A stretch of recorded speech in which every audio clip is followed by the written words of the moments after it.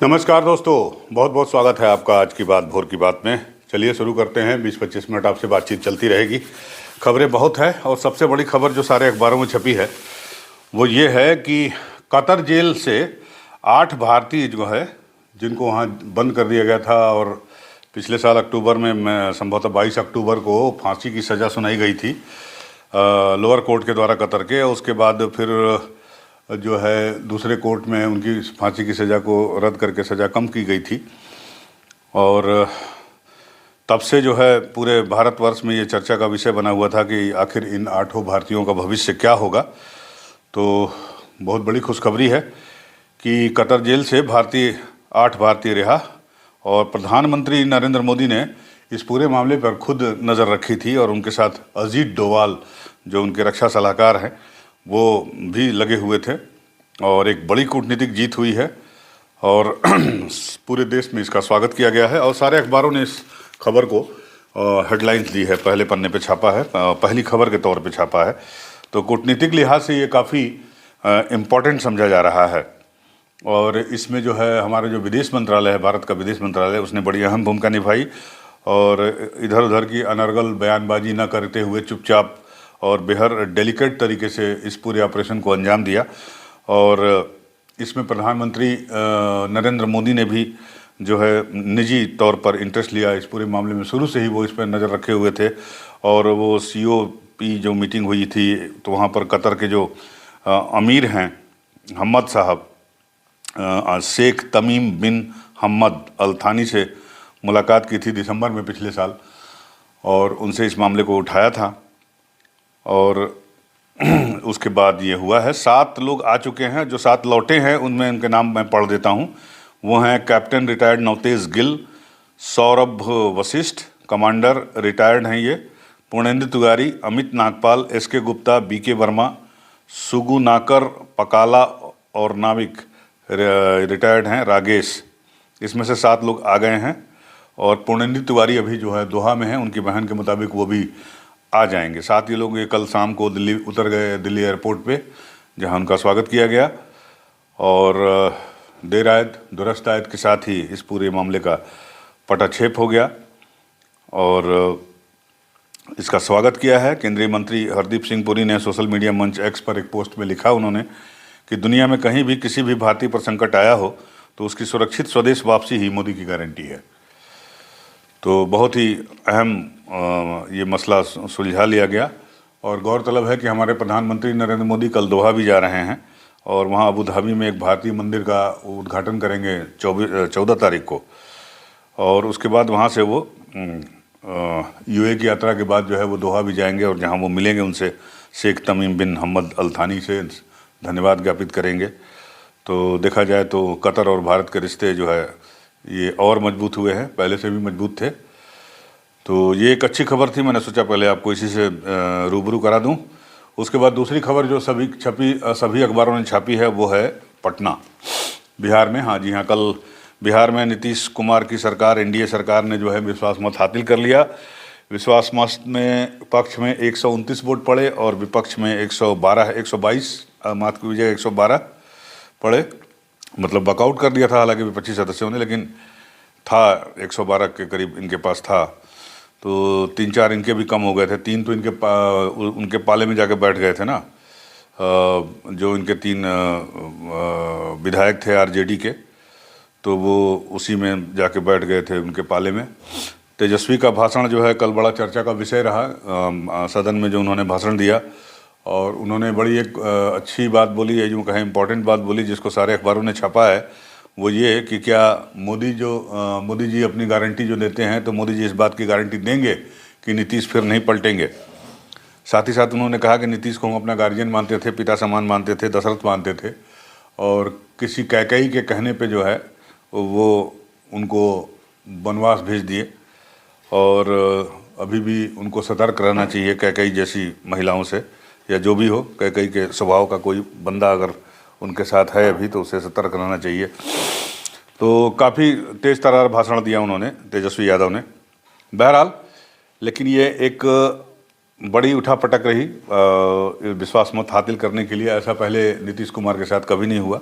जब भी वो पलटी मारे या इधर से उधर गए तो आराम से उन्होंने विश्वास मत हासिल किया था, लेकिन इस बार विश्वास मत हासिल करने में मतलब काफ़ी परेशानियों का सामना करना पड़ा, जो कि शुभ संकेत नहीं है। तो ये एक दूसरी खबर है जो सबने छापी है। और तीसरी खबर जो है, एक ऐसी खबर है जो हमारे आपके हेल्थ से रिलेटेड है और यूपीएसटीएफ से है ये। और यूपीएसटीएफ से खबर ये है कि मुंबई में एक हलाल काउंसिल ऑफ इंडिया है जो प्रोडक्ट, खासकर नॉनवेज प्रोडक्ट्स को सर्टिफिकेट जारी करता था कि ये हलाल का है। तो हलाल सर्टिफिकेट जारी करती थी और कंपनियों से जो है प्रति सर्टिफिकेट हर साल हज़ारों रुपए वसूले भी जा रहे थे। तो इसमें 4 लोग अरेस्ट हुए हैं। ये हलाल काउंसिल के अध्यक्ष हबीब यूसुफ, उपाध्यक्ष मौलाना मुदस्सिर, महासचिव मोहम्मद ताहिर, कोषाध्यक्ष मोहम्मद तनवर। ये लोग बाकायदा कंपनी चला रहे थे, वहाँ संस्था चला रहे थे। और इनको सोमवार को जो है बयान दर्ज करने के लिए लखनऊ बुलाया गया था, इनके खिलाफ मामला दर्ज था। तो जब पूछताछ हुई तो उसमें पता चला कि ये लोग अवैध रूप से मीट प्रोडक्ट, अन्य पदार्थों, खाद्य पदार्थों पर सैकड़ों कंपनियों को हलाल सर्टिफिकेट जारी कर रहे थे, वो भी बिना किसी प्रोडक्ट का लैब टेस्ट किए हुए। ना ही सैंपल कभी लेते थे और ना ही कोई इंक्वायरी करते थे कभी। और हलाल प्रमाण पत्र धारी कंपनियों के मालिक और कर्मचारियों से ये पूछताछ में पता चला। ऐसे ही जो है ये बांट देते थे। 11,000 रुपया हर साल लेते थे एक कंपनी से सर्टिफिकेट के देने के एवज में। और उस एवज में जो पैसे मिले वो ये कहाँ खर्च करते थे उसका भी डिटेल एसटीएफ के सामने नहीं पेश कर पाए। तो बहरहाल इनको एसटीएफ ने अरेस्ट कर लिया है। तो इनको जो है, जो हमारी सर्टिफिकेशन बॉडी है भारत सरकार की, national accreditation board for certification bodies NABCB, या किसी दूसरी सरकारी संस्था में ये पंजीकृत भी नहीं थे या अधिकृत भी नहीं थे। तो ये खेल चल रहा था। तो एसटीएफ ने इस खेल का खुलासा कर दिया है, यूपीएसटीएफ ने। यूपीएसटीएफ बधाई की पात्र है।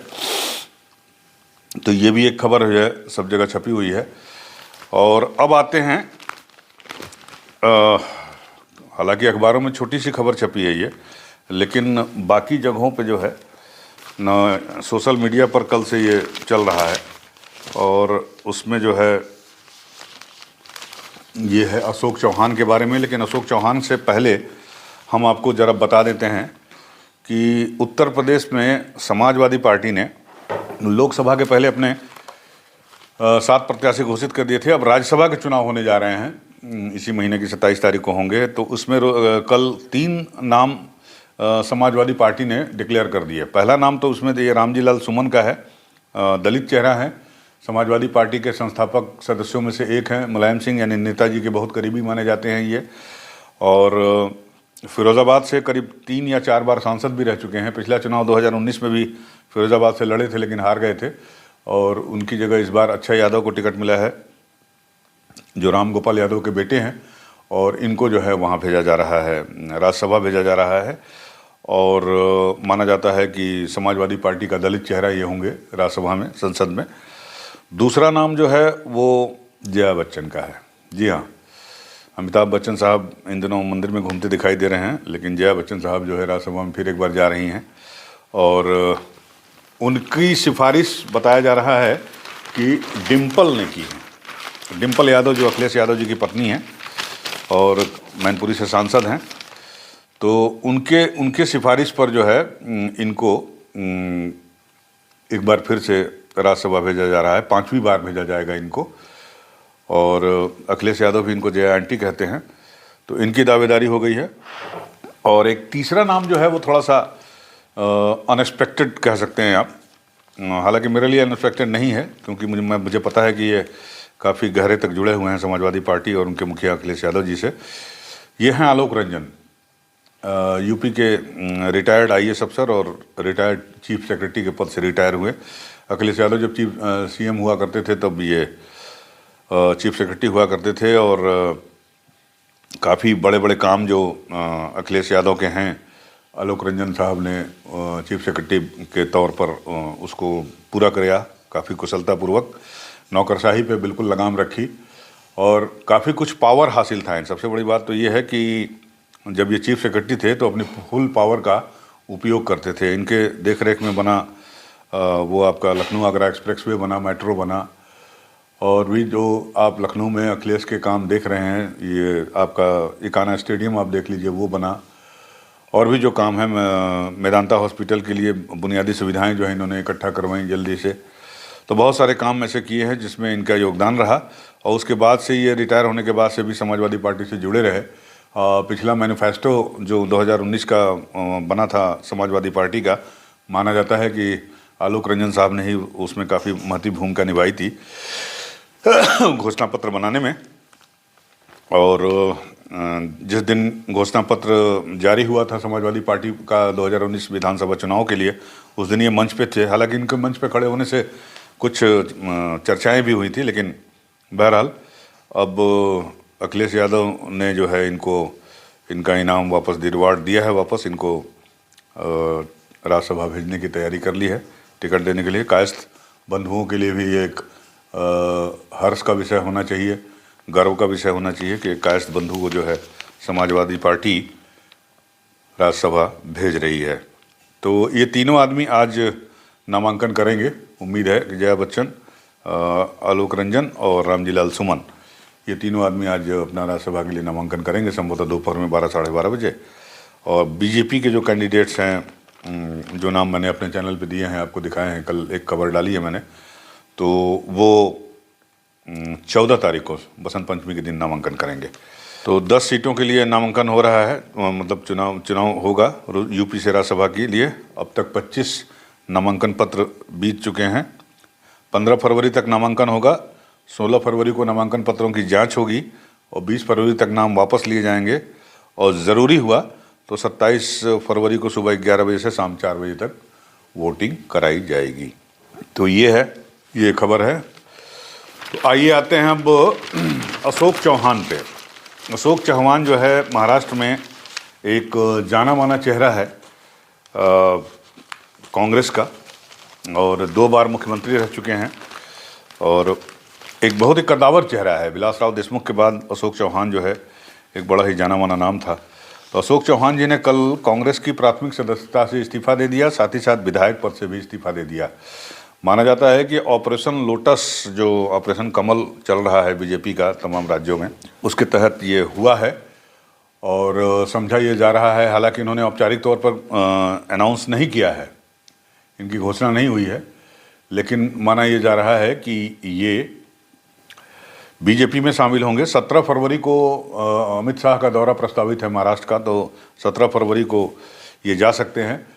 और जैसा कि मैंने बताया आपको कि 2 बार के सीएम रह चुके हैं ये, और महाराष्ट्र में एक बड़ा चेहरा थे, लेकिन अब ये बीजेपी का दामन थाम रहे हैं। सबसे बड़ी समस्या ये हो रही है कि वहाँ भी राज्यसभा चुनाव है, तो माना ये जा रहा है कि बीजेपी का ये दांव जो है वो राज्यसभा चुनाव को लेकर ही है, क्योंकि उन्होंने विधानसभा की सदस्यता से इस्तीफा दे दिया है। तो माना ये जा रहा है कि राज्यसभा के लिए जो है वो जो 3 नाम घोषित होंगे उसमें से एक इनका नाम होगा, और चौथा जो पॉसिबिलिटी बनेगी तो हो सकता है कि इनके साथ जो है जो 8-10 विधायक हैं एमएलए, वो इनके साथ चले जाएं। और क्योंकि 8-10 विधायक ऐसे भी हैं, ऐसे विधायकों की तादाद लगभग 1 दर्जन बताई जा रही है, लेकिन माना ये जा रहा है कि कल को वो भी इनके साथ जा सकते हैं, और अगर उनके साथ गए तो राज्यसभा के चुनाव में वोटिंग में क्रॉस वोटिंग हो सकती है। हालांकि क्रॉस वोटिंग की संभावना इसलिए कम है कि अब वोटिंग दिखा कर होती है और व्हिप जारी होता है, तो वोट जो है अगर क्रॉस वोटिंग करते हैं तो वो इनवैलिड हो जाएगा। लेकिन इनवैलिड होने की स्थिति में भी बीजेपी को ही फ़ायदा होगा, कांग्रेस को नुकसान होगा, तो इसलिए ये संभावना जताई जा रही है। साथ ही साथ ये भी माना जा रहा है कि लोकसभा चुनाव के लिए जो अभी सर्वे आया था, आपने मूड ऑफ द नेशन देखा होगा आज तक चैनल पे, तो उसमें 26 सीटें जो है वो महाविकास अघाड़ी को मिल रही हैं, और उसमें से भी 12 सीटें कांग्रेस को। तो ये एक चिंता का विषय है बीजेपी के लिए महाराष्ट्र में, क्योंकि महाराष्ट्र में 48 सीटें हैं, और 48 में से पिछली दफ़ा जब वो उद्धव ठाकरे के साथ लड़े थे चुनाव तो 41 सीटें उनके पास थी। तो अगर 26 सीटें हाथ से निकल जाएंगी तो बहुत बड़ा घाटा हो जाएगा बीजेपी को, या बीजेपी के गठबंधन को महाराष्ट्र में जो एकनाथ शिंदे के साथ चल रहा है और अजीत पवार के साथ। तो वो गड़बड़ी हो जाएगी। और ये भी माना जा रहा है कि जो महाराष्ट्र में की राजनीति में पिछले 4-5 सालों में उठापटक हुई है, उससे महाराष्ट्र की जनता खुश नहीं है और जो सहानुभूति की लहर है अंदर अंदर, वो उद्धव ठाकरे के साथ है। तो ऐसे में बीजेपी को नुकसान हो सकता है। और बीजेपी, जिसका कि प्रधानमंत्री नरेंद्र मोदी ने नारा दिया है, अब की बार 400 पार, अकेले बीजेपी 370, तो 400 पार तभी होगी जब उसके अलायंस जो है अच्छे सीट ले आए, जहां अलायंस के साथ वो चुनाव लड़ेगी। और महाराष्ट्र एक बहुत बड़ा स्टेट है जहां 48 सीटें हैं, तो 48 सीटें में अगर 26 सीटें या 25 सीटें या 22 सीटें निकल जाएंगी हाथ से, तो नुकसान काफ़ी होगा। तो इस वजह से ये ऑपरेशन लोटस के तहत ये लिया गया है। तो माना जा रहा है कि अशोक राव चौहान को राज्यसभा भेजा जाएगा और उसके बाद उनके जरिए जो है साधा जाएगा। इनके पहले आपको पता ही है कि मिलिंद देवड़ा भी चले गए थे और एक और विधायक बाबा सिद्दीकी, वो भी चले गए थे। तो इस तरह से कांग्रेस की स्थिति जो है वो ठीक नहीं है। आपको पता ही है कि राहुल गांधी की भारत जोड़ो न्याय यात्रा जो है अब यूपी में आने वाली है 2 दिन बाद, 3 दिन बाद, और इसका समापन जो है वहाँ पे महाराष्ट्र में ही होना है। तो महाराष्ट्र मतलब भारत जोड़ो यात्रा के दौरान ही जो है कांग्रेस में टूट भी प्रारंभ हो गई। बिहार में आपने देखा ही, उत्तर प्रदेश में हालांकि मामला थोड़ा संभलता हुआ नजर आ रहा है। बंगाल की हालत तो आप जान ही चुके हैं, बंगाल में भी गठबंधन खत्म हो गया है। अब महाराष्ट्र में जहाँ पे mood of the nation programme में आज तक के चैनल सी विटोर के साथ उसने सर्वे किया था, उसमें जब अगर आज तक बता रहा है कि वहाँ पे स्थिति अच्छी है महाविकास अघाड़ी की, तो उसमें कांग्रेस में अगर इस तरह की टूट होती है जिसमें आगे भी टूट होने की संभावना है, तो ये कांग्रेस के लिए अच्छी खबर नहीं है। और कांग्रेस के नेतृत्व को ये भी सोचना चाहिए कि क्यों उसके बड़े बड़े नेता जो है या बड़े बड़े दिग्गज, जो क्षेत्रीय दिग्गज हैं, वो क्यों छोड़ के जाना चाह रहे हैं या जा रहे हैं, क्यों नहीं उनको बांध के रह पाती है। संजय निरुपम जो बड़े नेता हैं, प्रवक्ता भी हैं कांग्रेस के, उन्होंने ट्वीट करके लिखा कि ये कांग्रेस के एक नेता की कार्यशैली से अशोक चौहान जो है महाराष्ट्र में खुश नहीं थे और कई बार उन्होंने इस बात की चर्चा जो है आला कमान से की थी, लेकिन उनकी बात को नहीं सुना गया और इससे दुखी होकर या अपना फ़ायदा देखकर ये इन्होंने ये कदम उठाया है। और आपको पता ही है कि आदर्श घोटाले में इनका नाम है, एंटी करप्शन ब्यूरो से की तरफ से भी इनके खिलाफ मामला दर्ज है। हालांकि 2018 से सुप्रीम कोर्ट ने इन पर रोक लगाई हुई है, मतलब इनको स्टे दिया हुआ है आदर्श घोटाले वाले मामले में, आदर्श सोसाइटी वाले में। तो एक कारण ये भी माना जा रहा है कि उससे बचने के लिए ये जो है बीजेपी में जा रहे हैं या इन्होंने पाला बदलने का फैसला कर लिया है। तो ये थी खबरें इसमें आज। तो आज के लिए आज का सफ़र यहीं समाप्त करते हैं। अगर आपको हमारा चैनल पसंद आता है तो आप हमारे चैनल को लाइक और सब्सक्राइब जरूर करिए। आप लाइक सब्सक्राइब नहीं करते हैं, देखते ज़रूर हैं, तो प्लीज़ लाइक सब्सक्राइब भी कर लिया करिए। मिलते हैं आपसे अगले वीडियो में, तब तक के लिए नमस्कार।